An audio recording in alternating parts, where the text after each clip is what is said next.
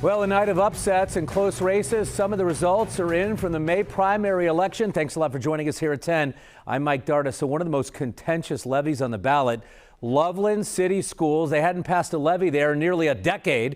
The board proposing a $4.9 million operating levy. And take a look here. All of the votes are in. And finally, a check mark for the for column. Loveland will pass. Residents voting in favor of that levy. It's the first time Loveland's passed a levy in about 9 years, as I said, and 0 for 4 the last 4 years or so. Tonight, we're continuing to lead the way with team coverage. Commitment 2023. WLWT News 5's John London and Jatera McGee covering results from 2 of the major districts in the region. But we begin with the big news tonight. They are loving it, John, in Loveland. They are indeed, Mike, and they're breathing a sigh of relief. This took a lot of work. They had, as you mentioned, a lot of rejections the past few years, but they got it done tonight. They like the early numbers. And let's take you inside Hop and Berry Tap Room. That is where school officials and parents gathered to track results. They were feeling good about the larger than anticipated turnout in Loveland. Since last November's defeat, the levy campaign had organized and focused more intently on potential swing voters, working those phones, especially in the past few days, to try to bring them around.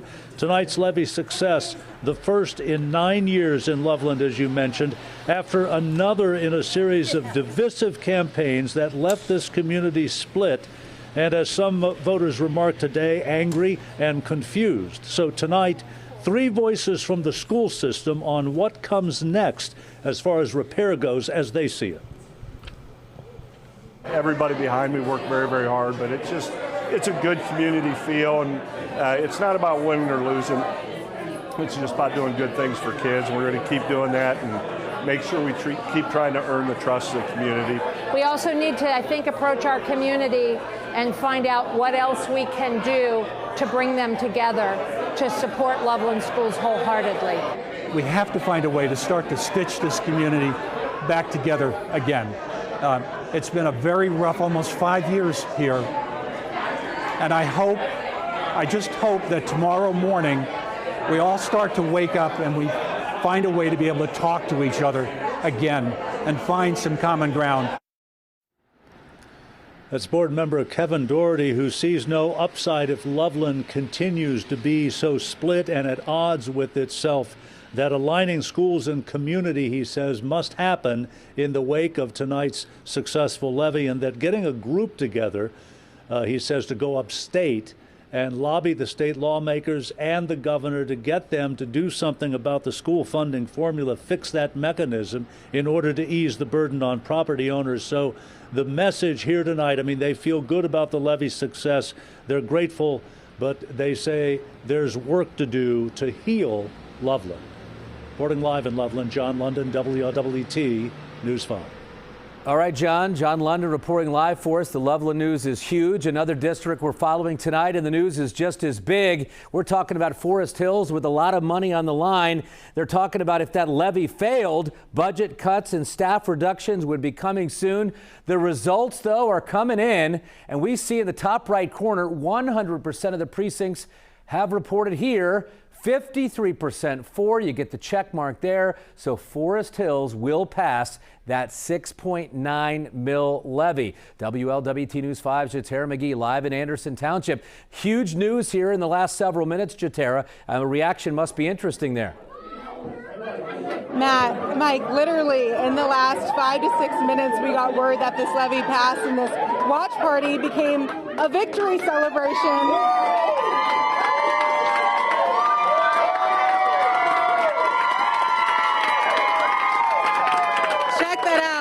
Teachers and school staff know how to get loud. This group has been rallying for months trying to make this happen.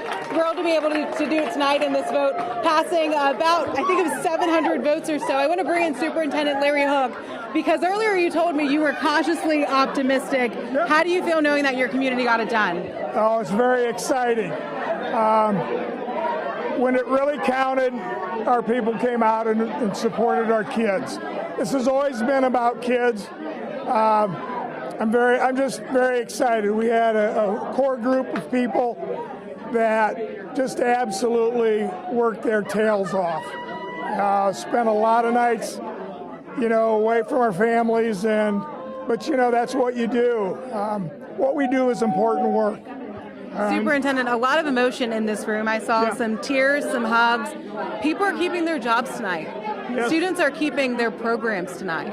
Yes, and that's probably one of the biggest things is our kids are the beneficiaries. They're the ones that, we got to look in the face tomorrow morning and say you're worth it. And that's what it's all about. Major victory for you. You've been here less than a year in the Forest Hills School District. It's been a crazy whirlwind roller coaster for you. How are you feeling? It's been a little wild, to say the least. But you know what? At the end of the day, we focused on the things that needed to be focused on. It's about our kids. It's about the type of school that we want in our communities. And I can just say what I always say. Let's make it a great day to live in the forest. But if the kids are watching tonight, they better go to bed because there is no 2-hour delay tomorrow. No delays. I don't think we got a snow coming. Thank you so much, Superintendent. We appreciate it. Congratulations. Lots of celebrations all around. Volunteers being praised that have worked to make this happen, guys. Some opponents that I talked to were worried about the cost. This is a major cost for people who live in the district. The supporters say it's worth it for the kids, for the schools, for property value to stay high, but this is going to cost the average family in Anderson Township about $700 a year. So especially considering the state of the economy, it was a big decision to make, but clearly the people of the Forest Hills School District voted for it to happen. Reporting live in Anderson Township tonight, Jatera McGee, WLWT News 5. All right, no 2-hour delay, Jatera, but perhaps a slow start to the day after all the celebrating tonight in that district. Also keeping an eye on the results from several other school issues all around our area. For example, Butler County, the votes for Edgewood City Schools Issue 1 are being counted right now, and basically voting would be on a proposed earned income tax to help school district operations. You can see the results on the screen right now, and 100% are in. Unfortunately, in Edgewood, the people who wanted this to pass are going to have to go back to the drawing board. They lose 57 to 43% right there. Northwest Local Schools asking for a long-term commitment from its taxpayers. Today, voters casting their ballots on this 40-year bond. It's a $4.98 million bond issue.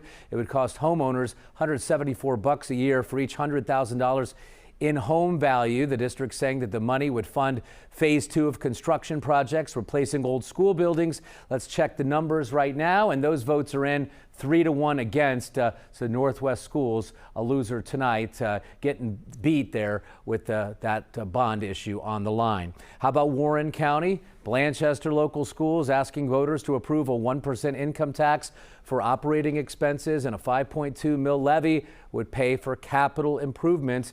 And here you have those numbers. 90% of the votes are in. It's a tight one within 1 percentage point, 50.6 to 49.4, so 1.2% right now separating the for and the against, with the for leading right now. You can see election results scrolling right now at the bottom of your screen all night. Also on our website, WLWT.com, you can find results from Franklin City Schools, Carlisle, that levy out there, Ross Local Schools, Winton Woods, and a whole lot more. Again, it is the website, WLWT.com.